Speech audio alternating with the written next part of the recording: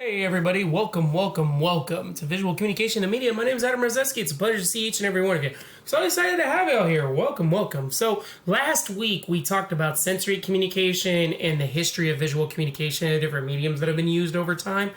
And this week we're going to take into the second response type, which we're going to take about 2 weeks involving in, which is perceptual communication. And the response is tied to visuals that are meant to trigger a perceptual response. And that's what's really mattered with this week.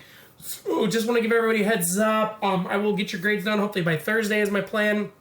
Do keep in mind you have a discussion post due on Tuesday, initial post, and then your reply post is due on Saturday. Also, we have live lecture as well. Live lecture will be on Tuesday, 8 o'clock Eastern, 7 o'clock Central, and yeah, that's pretty much it. So, all right, let's get into it. Let's get started, and let's go from there. I'm going to hit the button, and let's start talking about it. So, yep, live lecture tomorrow. So, 8 o'clock Eastern, 7 o'clock Central.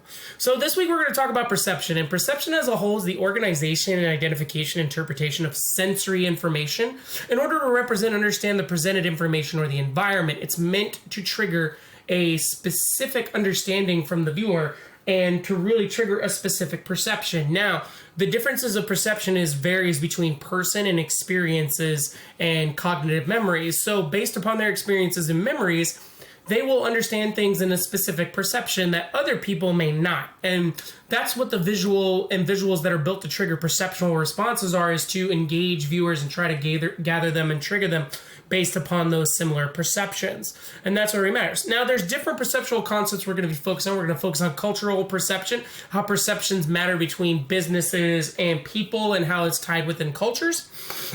We're also going to talk over the next few weeks about cognitive memories, how memories shape perception, and how your experiences are your own.